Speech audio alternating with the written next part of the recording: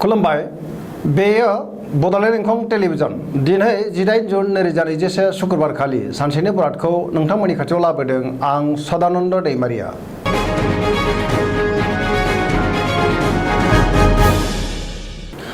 सिगां फरायनो लादों मेष राशि गिबि हांखो अ ल दिनै साना जोबोर मोजां जायखि खामानि मावा मानो दिनै जेरावबो जाफुंसारगोन।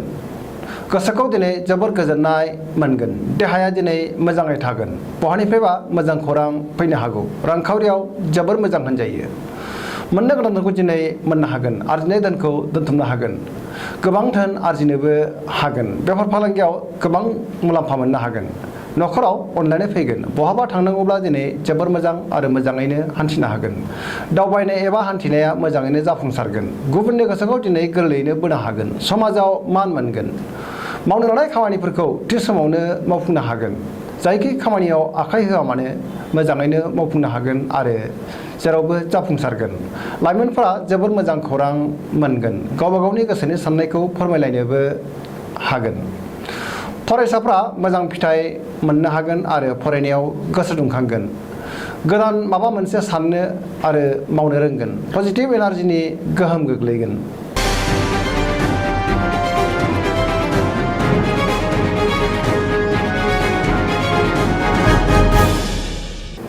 वृष राशि गिबि हांखो इ उ ब दिनै साना बारा मोजां नङा। गोबां बिथिङाव जिंगाया बांगोन। गोसोनि साननायफोरा देबार नांगोन। मावनो लानाय खामानिखौ थि समावनो मावफुंनो गोब्राब जागोन। नेगेटिभ एनार्जिनि गोहोम गोग्लैनो हागौ। गोसोखौ जोबोर उसुखुथु मोनगोन। गुबुननि थाखाय खहा जानांनोबो हागौ। गोसोनि बोलोआ दिनै लोरबां जागोन। मावनो लानाय खामानिखौ मावफुंनो गोब्राब जागोन। समाजाव अदेबानि मान मोननोबो हागोन। रांखावरियाव मोजां होनजायो। आरजिनाय धोनखौ दोनथुमनो हागोन। बेफार फालांगियाव मोजां मुलाम्फा मोनगोन। बहाबा थाङोब्ला सांग्रां जानाया गाहाम। जाब्रथायनि आसा दङ। न'खराव बिसि फिसायनि गेजेराव अनलायनाय फैगोन। देहाया दिनै बारा मोजां थानाय नङा। हरखाबै लोमजानो हागौ। जानाय लोंनायाव सांग्रां जानाया गाहाम। गुबुननि हेफाजाब लानांगोन। लाइमोनफोरनि गोसोआ दिनै जोबोर आला खाला जागोन। सोरबा लोगोआ गाज्रि नोजोर होखोमागोन। सांग्रां जानाया गाहाम। नेगेटिभ एनार्जिनि गोहोम गोग्लैगोन।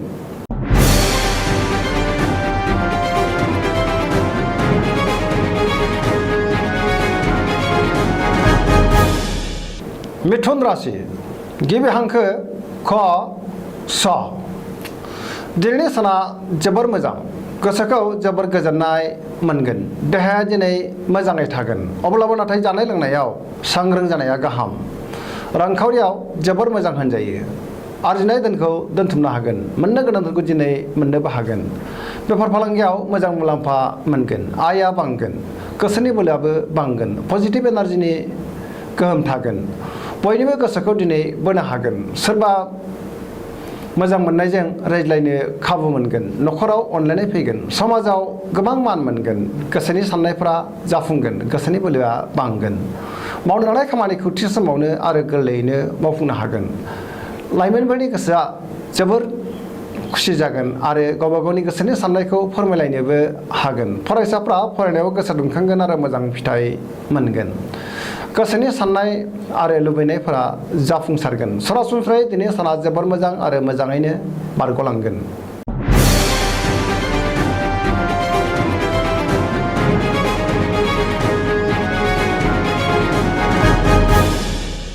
कर्कट राशि गिबि हांखो ड ड ह दिनैनि साना बारा मोजां नङा। गोसोनि साननायफोरा फेलें जानो हागौ।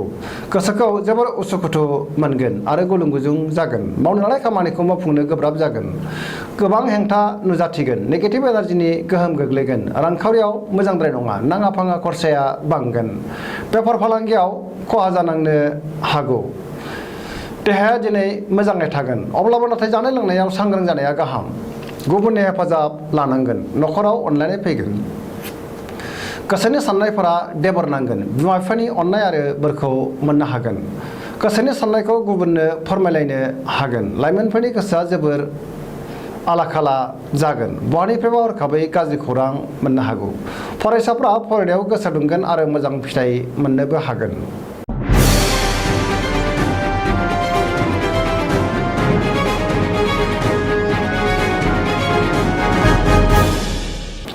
सिंह राशि गिबि हांखो म ट दिनैनि साना मोजां आरो गाज्रिनि गेजेरजों बाबेनलांगोन गोसोनि बोलोआ लोरबां जागोन गोसोआव बेले बेजे साननाय फैगोन लोगोफोरनि अनसायनाय मोननाय नङा मावनो लानाय खामानिखौ मावफुंनो हागोन नाथाय गोब्राबै मावनांगोन रांखावरियाव मोजांद्राय नङा नाङा फाङा खरसाया बांगोन बेफार फालांगियाव मोजां नङा होनजायो गोबां खहा जानांनोबो हागौ सोरबा लोगोनि हेफाजाब मोनगोन न'खराव अननानै फैगोन गोसोआ दिनै जोबोर उसुखुथु जागोन लाइमोनफोरा गोसोनि साननायखौ फोरमायलायनो हागोन पजिटिभ एनार्जिनि गोहोम गोग्लैगोन मोनफ्रोमबो बिथिङाव माबा नङा माबा मोनसे हेंथा फैनो हागौ नाथाय अब्लाबो सौसिलांनो हागोन।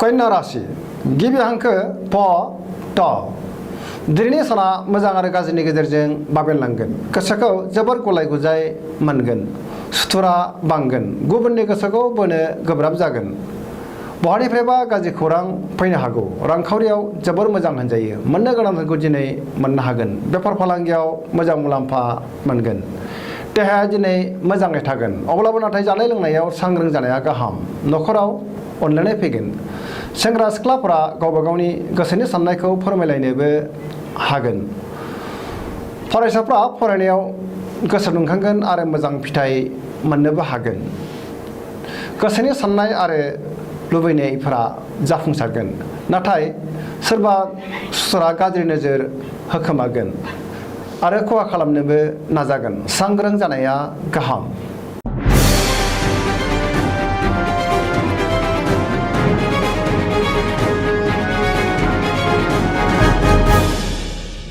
तुला राशि गिबि हांखो र ट दिनैनि साना जोबोर मोजां गोसोखौ जोबोर गोजोननाय मोनगोन गोसोआ दिनै जोबोर रमान्टिक जागोन गोसोनि बोलोआ बांगोन गोबां धोन मोननो हागोन गोसोनि साननाया जाफुंगोन मावनो लानाय खामानिखौ थि समावनो मावफुंनो हागोन देहाया दिनै मोजाङै थागोन रांखावरियाव जोबोर मोजां होनजायो मोननो गोनांथारखौ दिनै मोननो हागोन बेफार फालांगियावबो मोजां मुलाम्फा मोनगोन न'खराव बिसि फिसायनि गेजेराव अननानै फैगोन समाजाव गोबां मान मोनगोन सोरबा लोगोनि हेफाजाब मोननो हागोन समाजाव बयजोंबो अनसायजागोन लाइमोनफोरा गावबा गावनि गोसोनि साननायखौ फोरमायलायनो हागोन फरायसाफ्रा फरायनायाव गोसो दुंखांगोन आरो मोजां फिथाइ मोननोबो हागोन गोसोनि साननायफोरा जाफुंसारगोन सरासनस्रायै दिनैनि साना जोबोर मोजां आरो मोजाङैनो बारग'लांगोन।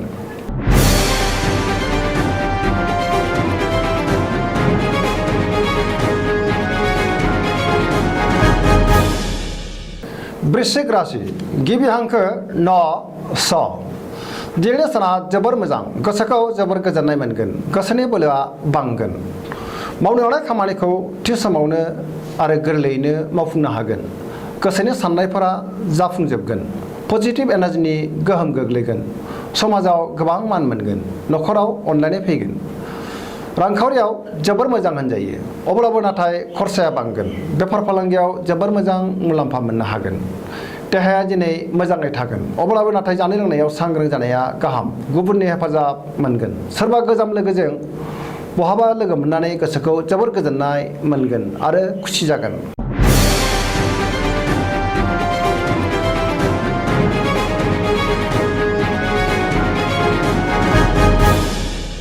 धनु राशि गिबि हांखो ध फ भ दिनैनि साना मोजां आरो गाज्रिनि गेजेरजों बाबेनलांगोन गुबुननि थाखाय नाङा फाङा जेंनायाव गोग्लैनांनो हागौ गोसोखौ दिनै जोबोर दरसि दरसि मोनगोन नेगेटिभ एनार्जिनि गोहोम गोग्लैगोन गोसोनि बोलोआ दिनै जोबोर लोरबां जागोन मावनो लानाय खामानिखौ थि समावनो मावफुंनो गोब्राब जागोन गोसोनि साननायफोरा देबारनांगोन रांखावरियाव मोजां मोननो गोनांथारखौ दिनै मोननो हागोन बेफार फालांगियावबो मोजां मुलाम्फा मोनगोन समाजाव मान मोनगोन देहाया दिनै मोजां थानाय नङा मान लुनाय एबा बायदि रोखोमनि बिगुरनि बेरामजों मोगा मोगि जानांगोन। न'खराव अनलायनाय फैगोन।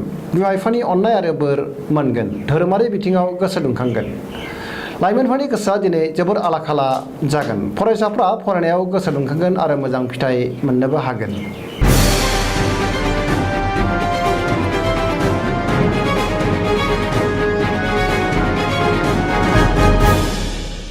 मकर राशि गिबि हांखो ख ज दिनैनि साना मोजां आरो गाज्रिनि गेजेरजों बाबेनलांगोन। गोसोनि साननायफोरा देबारनांगोन। गोसोनि बोलोआ लोरबां जागोन। गोसोखौ दिनै जोबोर उसुखुथु मोनगोन।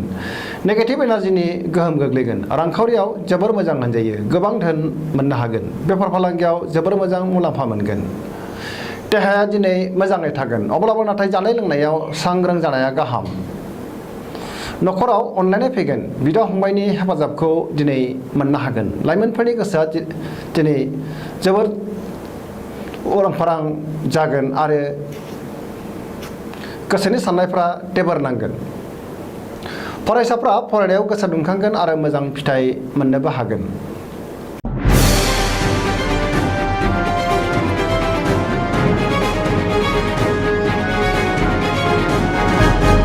कुम्भ राशि गिबि हांखो ग स स दिनैनि साना जोबोर मोजां। गोसोखौ जोबोर गोजोननाय मोनगोन। माबा मोनसे बेसेन गोसा मुवा मोननो हागौ। मावनो लानाय खामानिखौ थि समावनो आरो गोरलैयैनो मावफुंनो हागोन। बहानिफ्रायबा मोजां खौरां मोनगोन। समाजाव मान मोनगोन। रांखावरियाव जोबोर मोजां होनजायो। बेफार फालांगियाव जोबोर मोजां मुलाम्फा मोनगोन। देहाया दिनै मोजाङै थागोन। न'खराव अनलायनाय फैगोन। लाइमोनफोरनि गोसोआ जोबोर रमान्टिक जागोन आरो गावबा गावनि गोसोनि साननायखौ फोरमायलायनोबो हागोन। फरायसाफ्रा फरायनायाव गोसो दुंखांगोन आरो मोजां फिथाइ मोननो हागोन। गोसोनि साननायफोरा जाफुंसारगोन। सरासनस्रायै दिनैनि साना जोबोर मोजां आरो मोजाङैनो बारग'लांगोन।